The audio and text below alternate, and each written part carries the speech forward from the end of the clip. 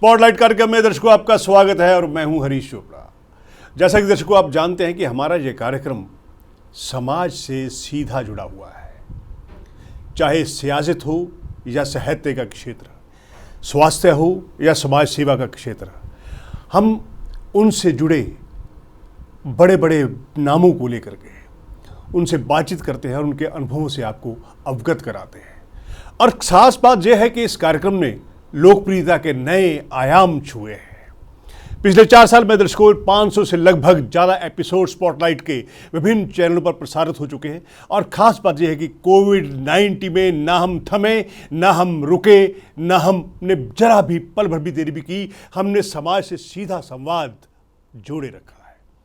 आज हम आपकी मुलाकात करवा रहे हैं एक बहुआयामी व्यक्तित्व से, जो चित्रकार भी है, मूर्तिकार भी है, जिसे हम संगीतकार कहें वो भी है, साहित्यकार भी है और मैनेजमेंट कंसल्टेंट भी है। एक बहुआयामी व्यक्तित्व।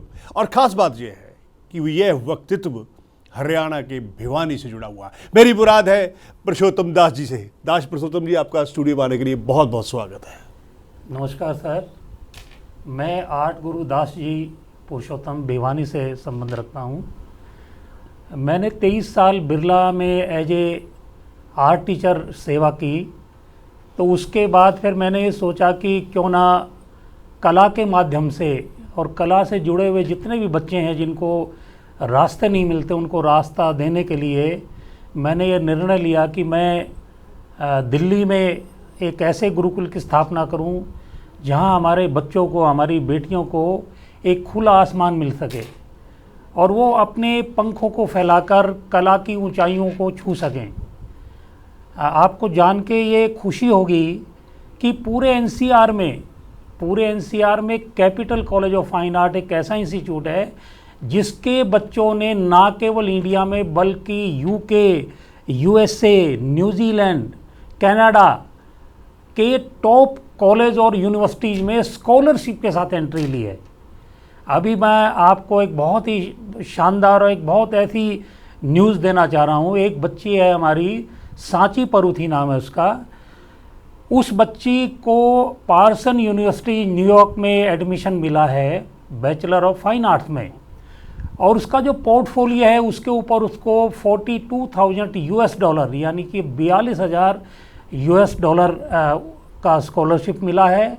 और साथ ही उसको एक ऐसा अप्रिशिएशन लेटर मिला है कि जिसके अंदर ये मेंशन किया हुआ कि अभी तक जितने बच्चे एनरोल्ड हुए हैं इतना शानदार पोर्टफोलियो आज तक नहीं मिला।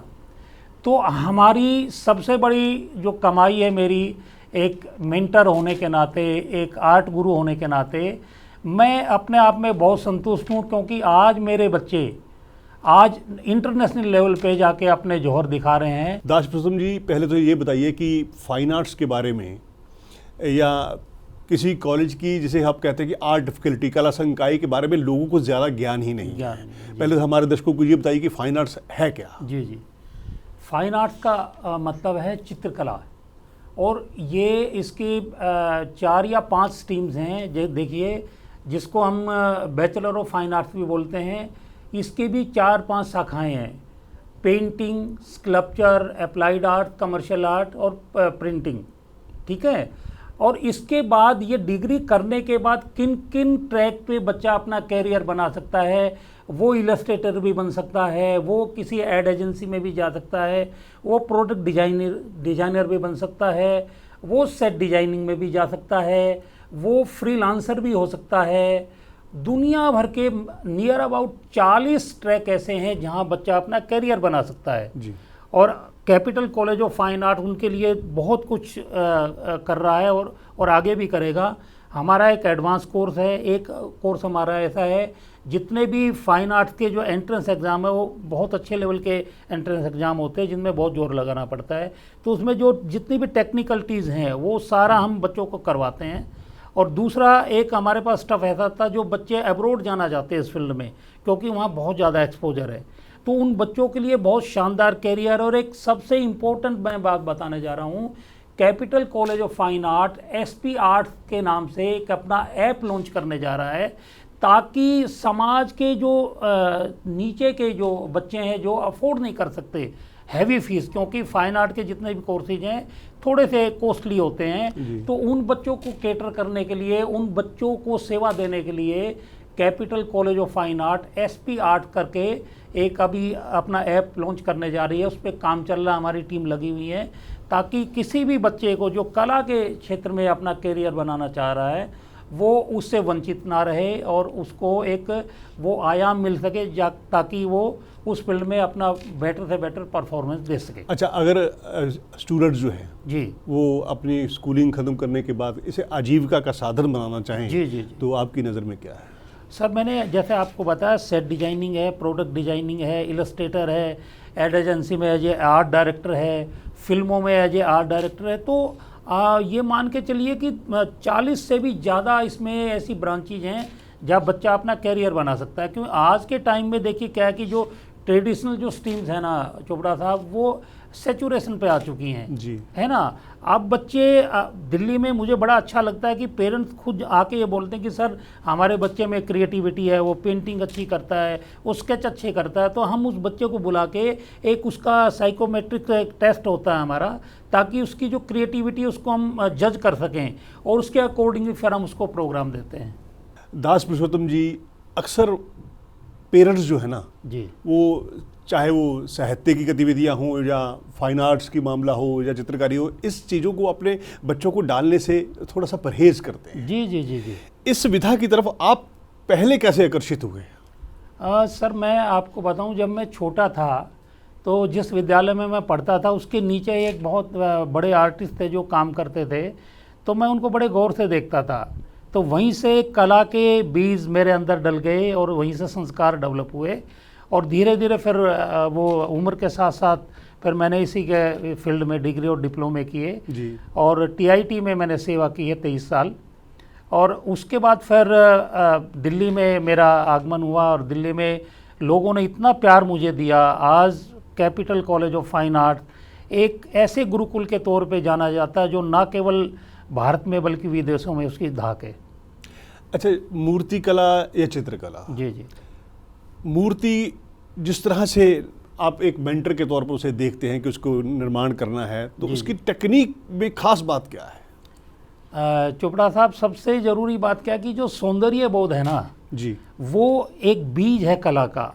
किसी भी व्यक्ति में अगर सौंदर्य बोध है, यदि उसमें एस्थेटिक सेंस अगर है, तो वो अलग अलग माध्यम है ये, चाहे वो सुरों के माध्यम से अपना संगीत के तौर पे प्रस्तुत कर सकता है, वो किसी पत्थर के अंदर भी एक मूर्ति का निर्माण कर सकता है और रंगों से भी अपनी भावनाओं को उकेर सकता है। तो ये अलग अलग माध्यम हैं। लेकिन एक सबसे ज़रूरी बात मैं आपको जो बताना चाह रहा हूँ, आज की जो विडंबना है बच्चों के लिए, मैंने ये देखा, मैं अपना ऐसा अनुभव आपको बताने जा रहा हूँ जो अभी तक आपको किसी ने बताया नहीं होगा। सबसे बड़ी प्रॉब्लम क्या है कि बच्चों को इस फील्ड में एक्सेल करने के लिए, एंट्री के लिए कोई ट्रैक नहीं है, कोई गाइडेंस नहीं है, कोई काउंसलिंग नहीं है। अगर हम काउंसलिंग की बात करते हैं तो मेडिकल, नॉन मेडिकल, कॉमर्स, तो मैं कई बार ये बोलता हूँ कि यार इसके बाद क्या दुनिया ख़त्म हो गई जी, है ना। आपको जान के ताजुब होगा सर, मैंने एमबीबीएस के एक कैंडिडेट को इसमें डाइवर्ट किया है। तो मैंने उनसे पूछा भी, उन्होंने ये कहा कि सर हमारे यहाँ क्योंकि मेडिकल हेल्थ का है, काफ़ी डॉक्टर हैं हमारी फैमिली में, तो बिकॉज ऑफ फैमिली प्रेशर मुझे एमबीबीएस करना पड़ेगा, but I have no interest in medical science. तो मैंने कहा बेटा क्या करोगी? तो उन्होंने ये कहा कि सर मुझे तो अपना फैशन इंडस्ट्री में नाम बनाना है, तो आप मुझे नए नए जो कॉन्सेप्ट डिज़ाइन है, जो ड्रेस डिज़ाइनिंग का, वो आप मुझे करवाइए। तो वो बच्ची 1 साल का एडवांस कोर्स हमारे यहाँ करके गई, आज उसका बहुत बड़ा ब्रांड है। और इस तरह के एक नहीं, ऐसे ऐसे अजूबे हैं। प्रॉब्लम क्या है कि जब तक हम बच्चों को नहीं समझेंगे, अब देखिए एक छोटी सी बात बोलते हैं, जैसे मान लो कोई अच्छा गाना गाता है, कोई बच्चा अच्छी पेंटिंग करता है, हम क्या बोलते हैं कि ये गॉड गिफ्टेड है, और उस गॉड गिफ्ट की हम कदर नहीं करते। पेरेंट्स की मैं थोड़ी सी ज़्यादा गलती इसलिए नहीं मानता क्योंकि वो अपने काम में बिजी रहते हैं। अब ड्यूटी आती है, हम जैसे मेंटर्स नहीं, क्या ये कारण नहीं है कि आजकल के जो पेरेंट्स हैं जी, वो जिस तरह की प्रतिस्पर्धा चल रही है उसमें वो अपने बच्चों को एटीएम मशीन की तरह ट्रीट करना चाहते हैं Exactly. कि बस उसमें कार्ड डाला और पैसे निकलने शुरू हो गए। बिल्कुल बिल्कुल यही मतलब चीज़ है। एक ही रात में पैसा कमाने की जो होड़ मची हुई जी, है जी, जी। वो सब हमें साहित्य की विधाओं से दूर लेके जा रही है। सर मैं आपको क्या बताऊं, अलग अलग विद्यालय महाविद्यालय हमें बुलाते हैं काउंसलिंग के लिए, और जब मैं वो सारे उन रहस्यों से पर्दा हटाता हूं तो वो ये बोलते हैं कि सर ऐसा भी होता है। अब मैं आपको एक बड़ी कमाल की चीज़ बताने जा रहा हूं, मेडिकल हेल्थ के अंदर फाइन आर्ट का बहुत ज़्यादा इन्वॉल्वमेंट है। उसकी वजह आप किसी भी एम्स में चले जाइएगा, जो एनाटॉमी डिपार्टमेंट होता है उसके अंदर दो तरह के प्रोफेसर होते हैं। एक तो इंटरनल जो मैकेनिज्म उसके बारे में आपको बताते हैं, एक जो डायमेंशनल स्टडी है हमारे इंटरनल ऑर्गन की, उसके बारे में जो बताते हैं वो फाइन आर्ट से होते हैं। आपको मैं आपको क्या बताऊं कि डॉक्टर्स को भी ये नहीं पता कि ये किस स्ट्रीम से हैं। They have PG in fine art with sculpture branch, मूर्ति कला से वो एमए होते हैं या पीएचडी होते हैं, तो वो एज ए डॉक्टर ही उनको कंसीडर किया जाता है, वो डॉक्टर होते हैं, बट उनकी बेसिक जो क्वालिफिकेशन वो किसी को पता नहीं है। तो फाइन आर्ट के फील्ड में इतना ज़्यादा अंधेरा है। मैं इस कार्यक्रम के माध्यम से सभी से आह्वान करता हूँ, निवेदन करता हूँ सभी माता और पिताओं से कि भारत के किसी भी कोने से कोई भी बच्चा एनी टाइम मुझे कॉल करके इस बारे में पूछ सकता है, तो उसको बिल्कुल सही राइट हम डायरेक्शन देंगे, और जिसका कोई शुल्क नहीं है। ये हमारी एक ऐसी सेवा, क्योंकि ये सबसे बड़ा धर्म ये है कि आप किसी बच्चे का जीवन अगर बनाते हैं ना, तो इससे बड़ा कोई धर्म नहीं है, इससे बड़ा कोई काम नहीं है। अच्छा, आपकी संस्थान capital college of fine arts में क्या क्या चीज़ें करवाई जाती है, क्या क्या पाठ्यक्रम है सर? जी जी सर, हमारा जो सबसे जो फेमस जो प्रोग्राम है वो है advance course in fine arts. और इसमें मज़े की बात यह है कि ट्रेंड और अनट्रेंड दोनों तरह के लोग आते हैं, क्योंकि capital college of fine art का जो प्रैक्टिकल ट्रेनिंग है सर, वो इंटरनेशनल लेवल की ट्रेनिंग है। क्योंकि मैं जो मेरे बच्चे बाहर, जैसे यूके से एक बच्ची 4 ईयर प्रोग्राम करके आई, तो हम लोग क्या करते हैं, हम किसी और से कंपटीशन नहीं करते, हम अपने आप से कंपटीशन करते हैं। तो मैंने उसको फ्रेंकली ये पूछा कि बिटिया मुझे ये बताओ कि जो ट्रेनिंग आपने यहाँ से ली थी और जो आपने यूके से आप करके आए हैं, वो उसने BDES किया था सर, बैचलर इन डिजाइनिंग। तो उसने ये कहा कि जो चीज़ें सर हमने यहाँ पे लर्न की हैं, जो हमारी यहाँ प्रैक्टिकल ट्रेनिंग है, हमें वही काम आ रही है वहाँ पे। और दूर के ढोल सुहावने होते हैं ऐसा कहा जाता है, लेकिन जो हमने यहाँ से सीखा वो हमें इतना ज़्यादा हेल्प किया है पूरे प्रोग्राम में, पूरे कोर्स में। तो और बहुत अच्छे ग्रेड के साथ उन्होंने वहाँ वो डिग्री लिए। एक अच्छा चित्रकार और एक अच्छा मूर्तिकार बनने के लिए किसी के भी छात्र में के व्यक्तित्व में क्या क्या ऐसे गुण होने चाहिए? सर मैं जनरली एक बात कहता हूँ कि एक अच्छा कलाकार बनने से पहले एक अच्छा इंसान होना बड़ा ज़रूरी है। वो भूमि जहाँ निर्मलता हो, जहाँ स्वच्छता हो, वहाँ बीज डालेंगे तो अंकुरित होगा, फल देगा, है ना जी। तो आप ये मान के चलिए कि हमारे गुरु लोग जो ये बोलते हैं कि बेटा यदि आप कला की सेवा कर रहे हैं तो आप प्रभु के नज़दीक हैं, और ये सत्यता भी है। क्योंकि हमारा पूरा अध्यात्म 3 शब्दों पे टिका है, सत्यम, शिवम और सुंदरम। सुंदरम यानी कि सौंदर्य बोध, एस्थेटिक, उसको वो सबसे ऊंची पायदान मानी गई है कि पहले आप सत्य को आत्मसात करते हैं। जो हमारा हम ये मानते हैं कि वे एक पुरुषार्थ अगर इंसान करता है इस पृथ्वी में आने के बाद, तो पहले सत्य है, सत्य के बाद वो शिव के दर्शन है, प्रभु के दर्शन उसको होते हैं। और जब प्रभु के दर्शन होते हैं तो वो जो सुंदरता है वो ऐसी सुंदरता है जो अनाशवान है, जो हमेशा जो एटर्नल है, जिसका कोई अंत नहीं है, कोई किसी भी तरह से वो नष्ट नहीं हो सकती है। तो मैं उस सुंदरता की बात कर रहा हूँ, मैं कॉस्मेटिक सुंदरता की बात नहीं कर रहा हूँ। ठीक है सर, बहुत बहुत धन्यवाद स्टूडियो महानगरी दास पुरुषोत्तम जी, आपका बहुत बहुत धन्यवाद। Thank you sir, thank you, thank you. आप हमारे संत वाणी चैनल को सब्सक्राइब करें, वीडियो को लाइक करें, शेयर करें, और हाँ, बेल आइकन पर क्लिक करना बिल्कुल ना भूलें, ताकि हमारी किसी भी वीडियो की सूचना सबसे पहले आपको मिले।